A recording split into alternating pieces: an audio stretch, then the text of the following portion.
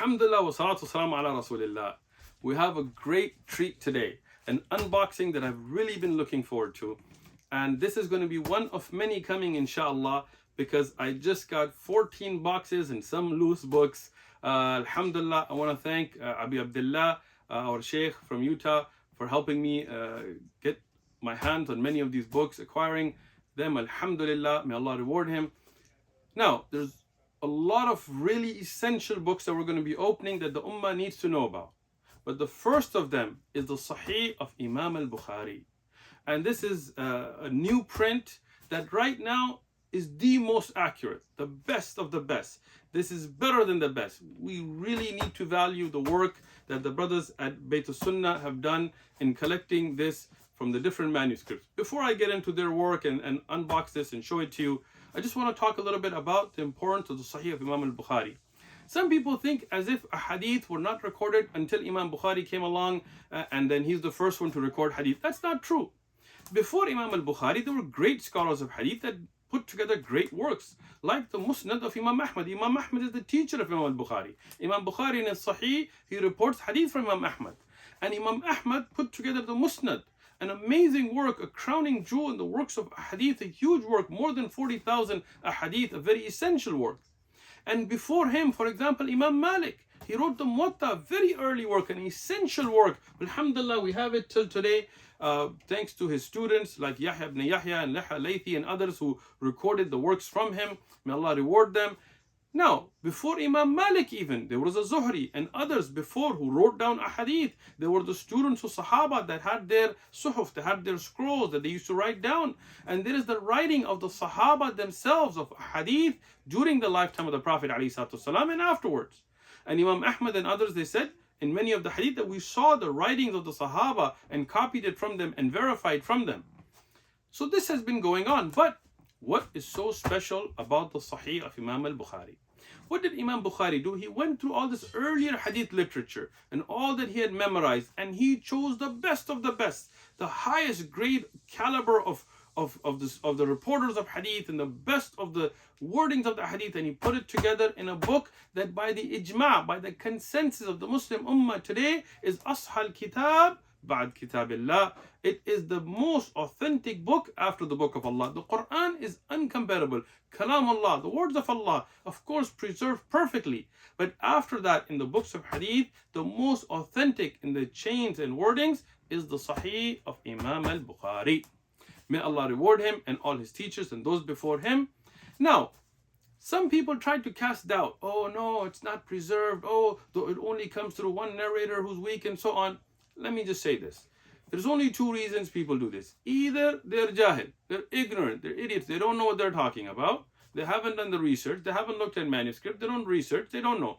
Or they have ta'assub, they have some kind of partisanship towards their madhab, and they realize that hadith and Sahih al-Bukhari are going to prove that their madhab was wrong, so they want to cast some doubt. Or they have some kind of a ta'assub towards their nafs, they have some partisan towards some desires, they don't want to follow the authentically established sunnah, so they try to put these waswas like shayateen. Inshallah, we're going to clarify those today. How was the Sahih of Imam al-Bukhari preserved?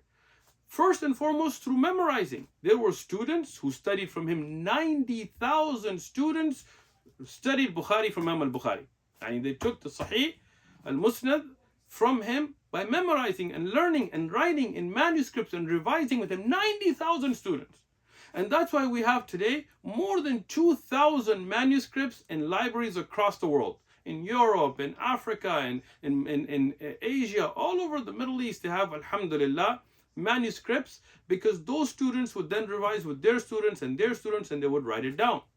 But not just the manuscripts, we also have those that memorized and learned and studied and were accredited. They got the ijazah in sanad in the Bukhari, all the way back to Imam al-Bukhari, all the way back to Rasulullah sallallahu alaihi wasallam from the wahi that came.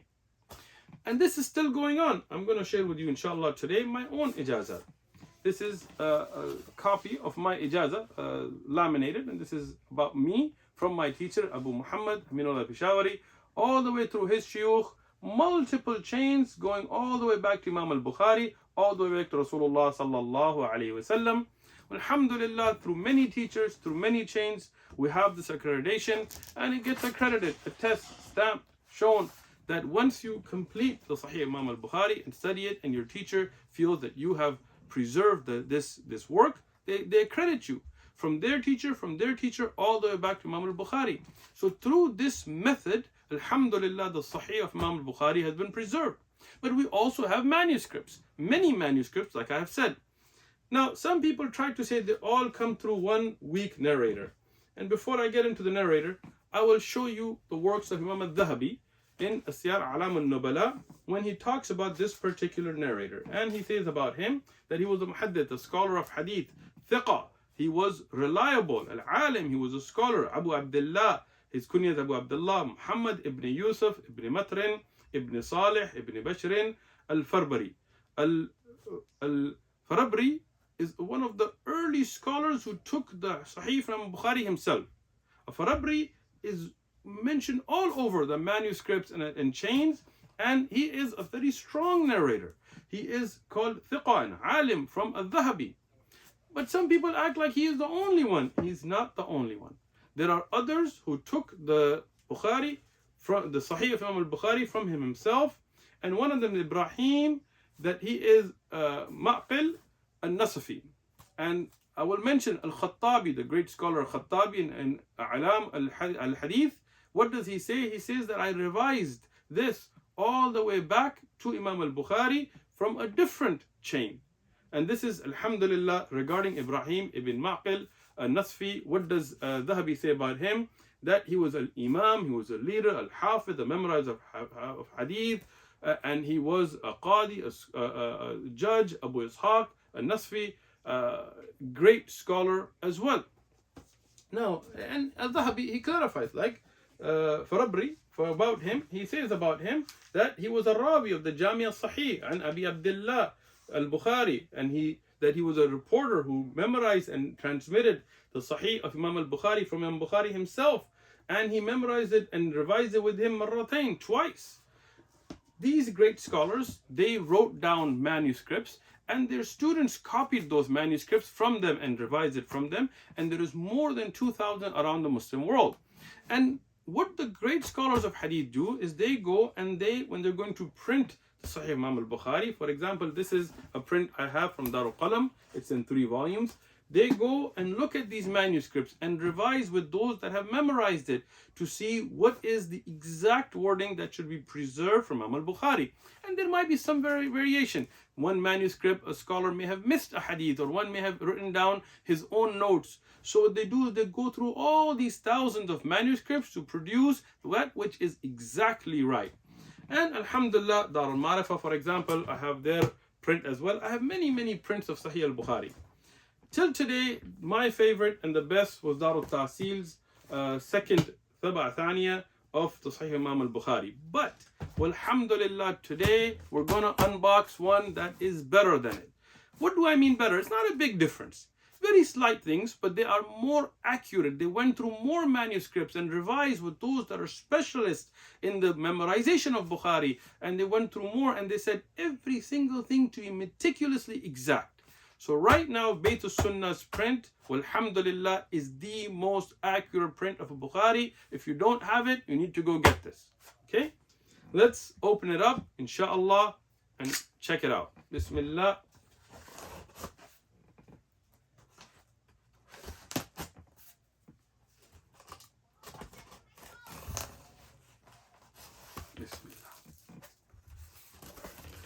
I'm excited. I actually have not opened this yet. I've seen a PDF and I've gone through it, but I waited for you guys to open it with you. All right. They're packaged in 2 volumes per package within the carton. And the first is a madkhal, a introduction ila Jami' al-Musnad al-Sahih. Amazing. And as I said, I've read a PDF of it. This is an introduction. The whole volume only has 2 things, that and a introduction to the manuscripts that they have used, but it gives you valuable information about the Sahih Imam Bukhari and the different manuscripts and their preservation. Then there is the Fahris, the Ama, the contact, table of contacts generally. So these are here. Let's open it up. Bismillah.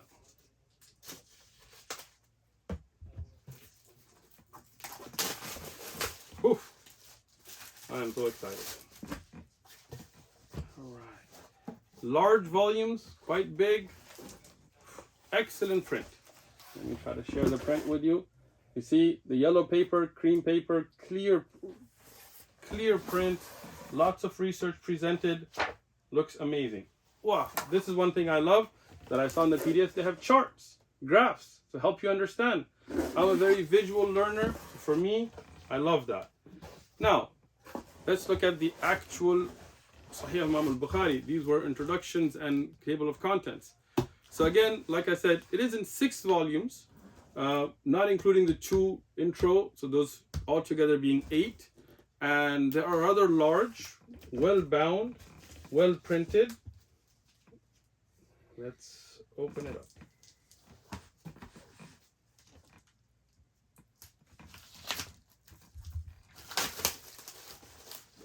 See, I was so excited, but I waited just for you guys. So this is the 2nd volume. Let's start with the first. The first volume. Yeah? Let's open it up.